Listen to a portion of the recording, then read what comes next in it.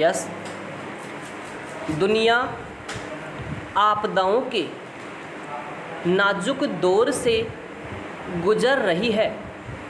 महामारी और अर्थव्यवस्था के मोर्चे पर तो हम पहले से जूझ ही रहे हैं।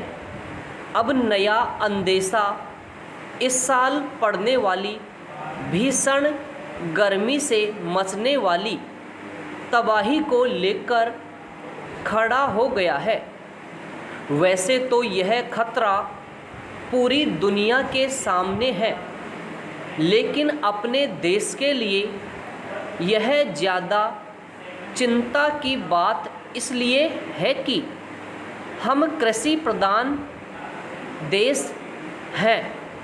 कुछ वर्षों से हम साल दर साल पानी की किल्लत से भी बुरी तरह जूझ रहे हैं।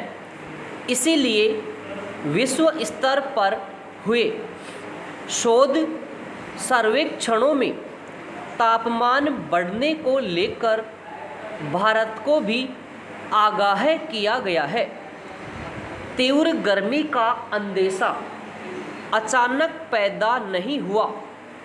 पिछले 2 दशकों से वैज्ञानिक जलवायु परिवर्तन को लेकर आगाह कर रहे हैं कि बेजा औद्योगिक हरकतों के कारण बढ़ते कार्बन उत्सर्जन से पृथ्वी का तापमान लगातार बढ़ रहा है।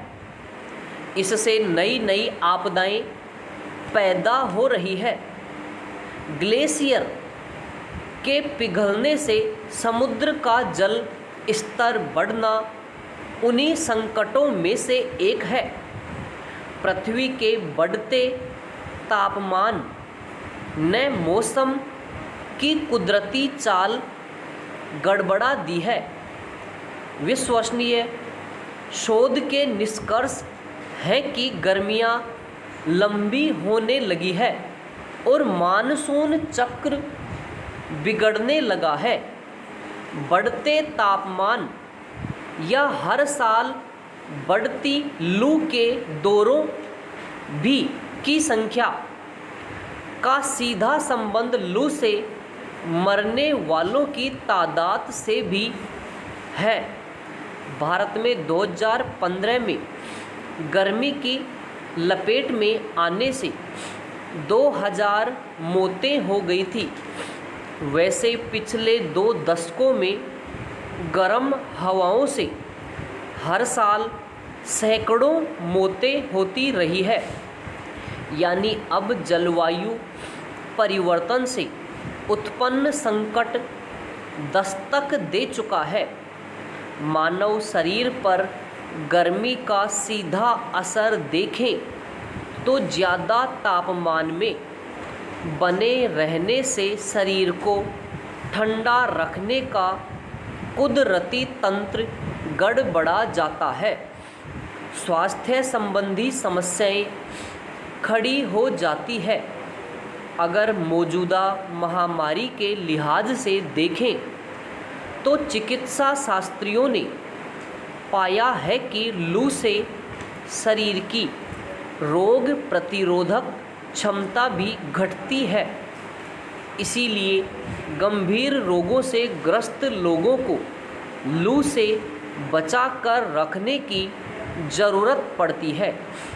राष्ट्रीय अपराध रिकॉर्ड ब्यूरो में दर्ज प्राकृतिक आपदाओं से होने वाली मौतों के कारणों में तीसरे नंबर पर लू ही है।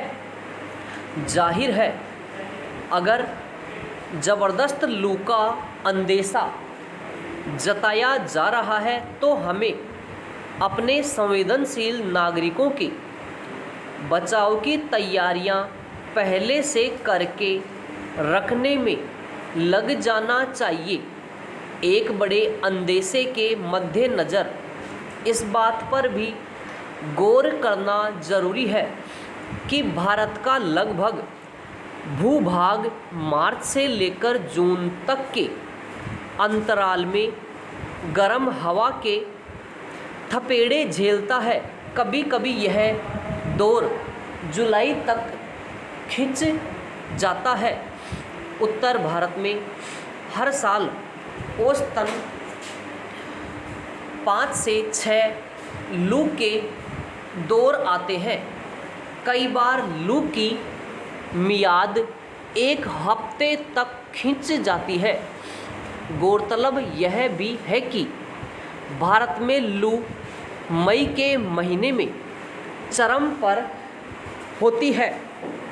बेशक पृथ्वी के अलग अलग हिस्सों के अपने अपने भूगोल हैं।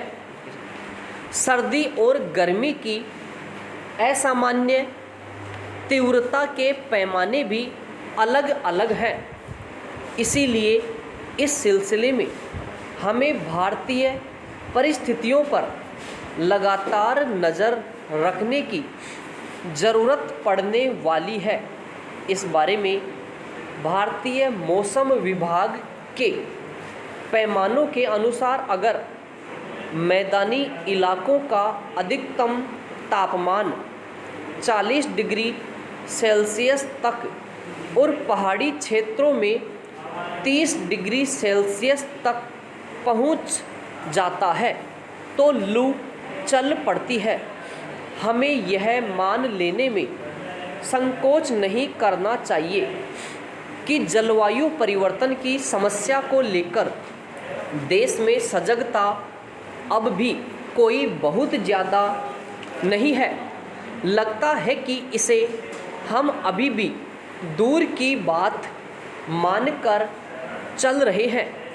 ऐसा कहने का आधार यह है कि पिछले 1 दशक में लू से हजारों मौतों के बावजूद भी लू को राष्ट्रीय आपदा का दर्जा नहीं दिया गया है। सरकारी दफ्तर पर इसे सूखे के ही एक हिस्से के रूप में देखा जाता है। यह अच्छी बात है कि कई वायुमंडलीय विशेषज्ञ इस समय लू संबंधी समस्याओं से निपटने के लिए नीतिगत ढांचा बनाने का सुझाव दे रहे हैं। भारतीय मौसम विभाग ने साल 2016 से गर्मी के पूर्वानुमान की सीमा बढ़ाई थी।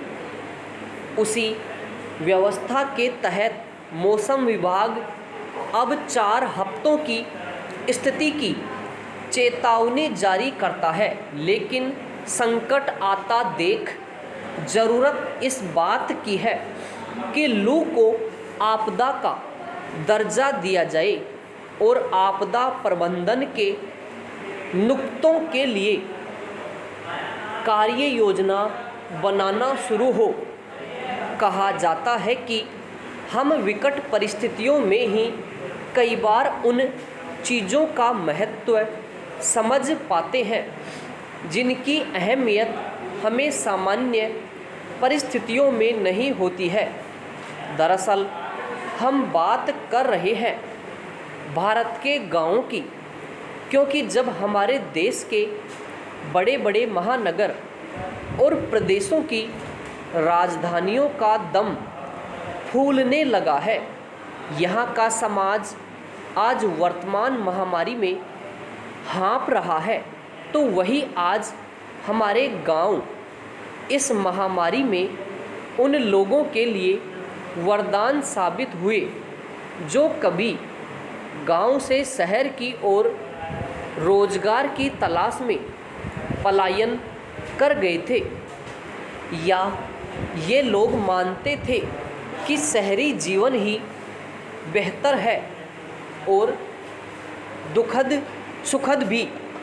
उनकी इस धारणा को वर्तमान महामारी ने पूरी तरह ध्वस्त कर दिया और बता दिया कि गांव भारत और यहाँ के लोगों के लिए कितने महत्वपूर्ण है, क्योंकि एक गांव ही है जो इन लोगों को अपनेपन का एहसास दिलाता है।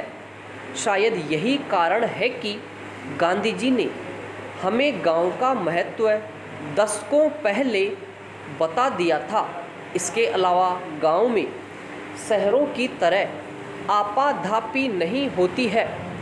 यहाँ का जीवन बहुत सरल और शांत स्वभाव का होता है। यहाँ पर पत्थरों की तरह तंग गलियाँ नहीं होती, सूनी सड़कें होती है। फिर भी आदमी खुद को अकेला महसूस नहीं करता। बड़े बड़े महानगरों में बंद पानी की टंकियों का जल दूषित कर दिया जाता है और एक गांव है जहां खुले कुएं का पानी भी स्वच्छ होता है। शहरों के बारे में एक व्यंग्यकार लिखते हैं कि सुना है कि शहर इतनी तरक्की कर गया है कि एक अरसे से पक्षियों की आवाज़ नहीं सुनी, और एक गांव है जहां आप पक्षी की आवाज़ में भेद करके बता सकते हैं कि यह किस पंछी की आवाज़ थी। यहाँ पर शहरों की तरह वायु प्रदूषण की परतें नहीं दिखती, बल्कि प्रकृति अपने सौंदर्य को दिखाती है। गांव में दूध, छाछ, घी दुकानों में नहीं, घरों में मिलते हैं, जहां मिलावट नहीं, भावनाएं होती है। समाप्त।